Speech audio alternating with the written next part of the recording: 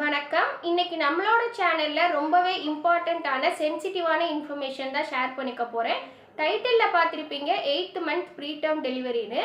உங்களோட சிஸ்டர் இல்ல உங்களோட ஃப்ரெண்ட்ஸ், உங்களோட ரிலேட்டிவ்ஸ் இல்ல நீங்களே பிரெக்னன்ட்டா இருந்தாலும் இந்த வீடியோ ஸ்கிப் பண்ணாம பாருங்க.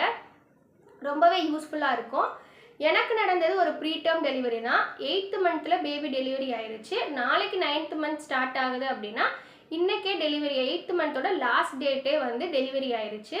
எனக்கு கொடுத்துருந்த டியூ டேட் வந்து ஜூன் 22 கொடுத்துருந்தாங்க. ஆனால் எனக்கு பேபி டெலிவரி ஆனது வந்து மே 15. 40 டேஸ் கேப் இருந்துச்சு.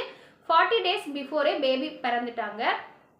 நமக்கு கொடுத்துருக்க வீக்ஸ் எவ்வளோ கொடுப்பாங்கன்னா 40 வீக்ஸ் கொடுப்பாங்க டாக்டர்ஸ். ஆனால் 34th வீக்கில் எனக்கு டெலிவரி ஆயிடுச்சு. இதுக்கு ரீசன் என்ன அப்படிங்கிறத நான் உங்களுக்கு எக்ஸ்பிளைன் பண்ணுறேன்.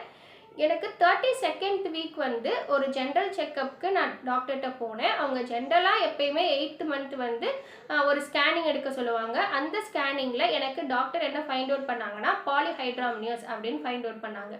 அப்படின்னா என்னன்னா உங்களோட பனிக்குடத்து நீர் வந்து கொஞ்சம் அதிகமாக இருக்குது. அந்த தான் பாலிஹைட்ராம்னியஸ். அதாவது அம்னியாட்டிக் ஃப்ளூயிட் வந்து கொடுத்துருக்க சென்டிமீட்டர் நார்மல் லெவலை விட அந்த சென்டிமீட்டர் கூட இருந்துச்சுன்னா பாலிஹைட்ராம்னியஸ் அப்படின்பாங்க.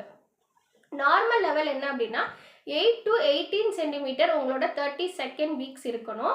எனக்கு 32nd வீக் எவ்வளோ இருந்துச்சுன்னா 22 சென்டிமீட்டர் இருந்துச்சு. அப்போ அது மாடரேட் லெவல் தான்.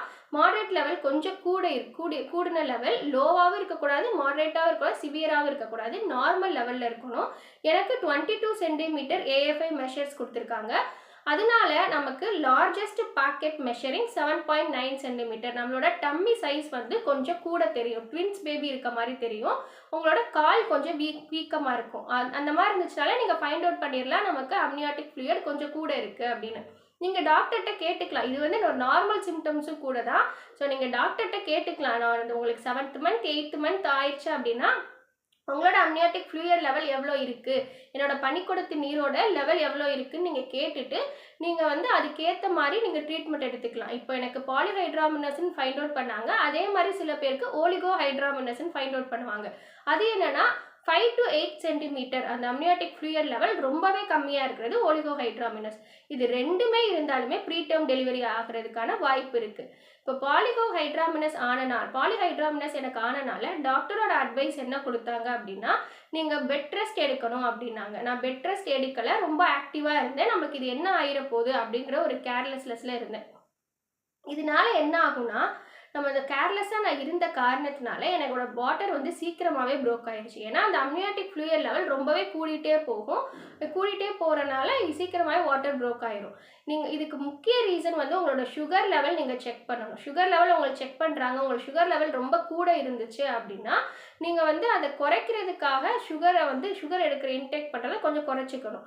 நீங்கள் ரொம்ப ஸ்ட்ரெஸ் ஆகக்கூடாது. மதர் ரொம்ப ஸ்ட்ரெஸ்டாக இருந்தா அப்படின்னா பேபிக்கு சுற்றி உள்ள அம்னியாட்டிக் ஃப்ளூயிட் லெவல் கூடுறதுக்கான வாய்ப்புகள் இருக்குது. இது 2நால தான் உங்களுக்கு பாலிஹைட்ராமினஸ் வரக்கூடிய வாய்ப்பு இருக்குது.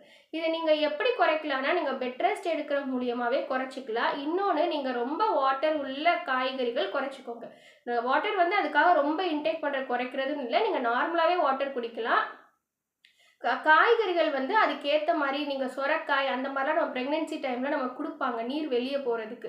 ஆனால் நீங்கள் அந்த மாதிரி காய்கள் பாலிஹைட்ராமினஸ்ன்னு உங்களுக்கு தெரிஞ்சிருச்சு அப்படின்னா அதை கொஞ்சம் குறைச்சிக்கோங்க. நீங்கள் அது ஓலிகோஹைட்ராமினஸ் உள்ளவங்க வந்து தண்ணி நிறையா குடிங்க. அதுக்கேற்ற மாதிரி உங்களுக்கு டேப்லெட் கொடுப்பாங்க. அந்த வாட்டர் லெவல் அவங்க இன்க்ரீஸ் பண்ணிடுவாங்க.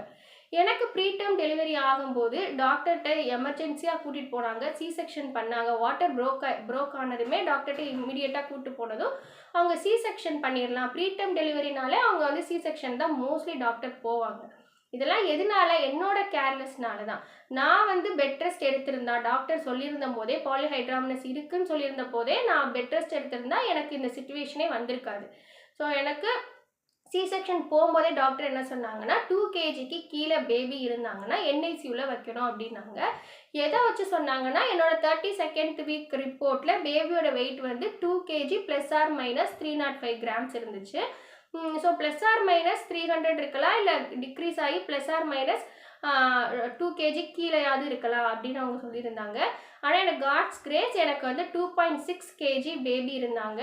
ப்ரீத்திங் கூட ரொம்பவே நல்லா தான் இருந்துச்சு. ஸோ எல்லா ஆர்கன்ஸுமே நல்லா தான் ஃபங்க்ஷன் ஆகுது அப்படின்னு சொல்லிட்டு டாக்டர் வந்து கையிலேயே கொடுத்துட்டாங்க, என்ஐசியூவில் வைக்கல. இதே மாதிரி உங்களோட பேபியும் உங்களுக்கு ப்ரீடம் டெலிவரி ஆனாலும் கூட, நீங்கள் ஆகியிருந்தா கூட, நிறையா பேர் ப்ரீடம் டெலிவரி ஆனவங்க பார்ப்பீங்க, ஆகியிருந்தா கூட நீங்கள் வந்து ஹெல்த்தியாக சாப்பிட்ருந்தீங்கன்னா உங்களுக்கு வந்து பேபியோட வெயிட் வந்து கண்டிப்பாக கூடுதலாக தான் பிறந்திருக்கும். இப்போ 8th மந்த்லேயே டெலிவரி ஆகியுமே 2.6 kg எனக்கு இருந்தனால மட்டும்தான் எனக்கு கையில் வந்து பேபியை கொடுத்தாங்க, இல்லைன்னா என்ஐசியூவில் வச்சுருப்பாங்க பேபியை. இந்த வீடியோ பார்க்குற எல்லாருமே நமக்கு 8th மந்த்லேருந்தே எப்போனாலும் குழந்தை பிறக்கலாம். 34th week, 35th week, 36th week எப்போனாலும் குழந்தை பிறக்கலாம்.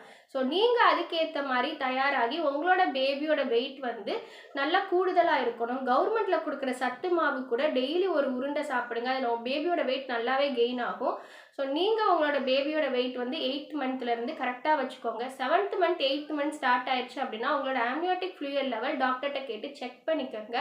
நார்மல் லெவல் மெயின்டைன் பண்ணிகிட்டே இருங்க. என்னோட டெலிவரிக்கு அப்புறம் போஸ்ட்மார்ட்டம் டிப்ரெஷன்னால டெலிவரி ஆன நெக்ஸ்ட் டேல இருந்து எனக்கு என்ன அஃபெக்ட் ஆச்சு, இதெல்லாம் உங்களுக்கு ஆகாமல் இருக்கிறதுக்கு நீங்கள் என்ன பண்ணணுங்கிறத நான் பார்ட் 2 வீடியோவில் போடுறேன். அந்த வீடியோ ரொம்பவே இம்பார்ட்டண்ட்டான வீடியோ. நான் 2 இயர்ஸாக இப்போ டேப்லெட் சாப்பிட்டுட்ருக்கேன். பேபி பிறந்ததுலேருந்து எதனால சாப்பிட்டுட்ருக்கேன், இது போஸ்ட்மார்ட்டம் டிப்ரெஷன் என்னை லைஃப் லாங் டேப்லெட் எடுக்கிற மாதிரி வச்சிருச்சு. ஸோ அந்த வீடியோவை உங்களோட பார்ட் 2 வீடியோவில் போட்டிருக்கேன், பாருங்கள். இது வந்து நம்ம பயம் காமிக்கிறதுக்கோ எதுக்காகவும் இல்லை, உங்களுக்கு இந்த மாதிரி ஆகக்கூடாது. ஸோ அந்த மாதிரி ஆகாதுக்கு நீங்கள் என்ன பண்ணணுங்கிறதுக்காக அந்த வீடியோ அப்லோட் பண்ணுறேன், அதையும் நீங்கள் பாருங்கள். இது உங்களுக்கு ஏஎஃப்ஐ மெஷர்ஸ் வந்து காமிக்கிறேன்னு சொல்லியிருந்தேன். இதில் பாருங்கள் 22 சென்டிமீட்டர், லார்ஜஸ்ட் பேக்கெட் மெஷரிங் 7.9 சென்டிமீட்டர்னு இருக்குது. என்னோட பேபியோட வெயிட் வந்து 32 வீக் 6 டேஸில் எவ்வளோ இருந்துச்சுன்னா 2 kg 305 கிராம்ஸ் வந்து ப்ளஸ் ஆர் மைனஸில் இருந்துச்சு. ஸோ பேபியோட வெயிட் வந்து 8 மந்த்தே நீங்கள் வந்து 2 kg இல்லை 2 kg அபோவ் வர்ற மாதிரி நீங்கள் வந்து அந்தளவுக்கு நல்லா சாப்பிடணும். அப்போ தான் நமக்கு எப்போ டெலிவரி ஆனாலும் பேபியும் நல்லா ஆக்டிவாக இருப்பாங்க, நம்மளும் நல்லா ஸ்ட்ரென்த்தாக இருக்கலாம்.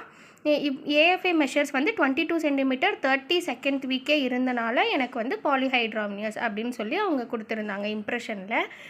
ஸோ நீங்கள் வந்து ஏஎஃப்ஐ வந்து கரெக்டான லெவலில் இருக்கான்னு டாக்டர்கிட்ட செக் பண்ணிட்டே இருங்க. நன்றி.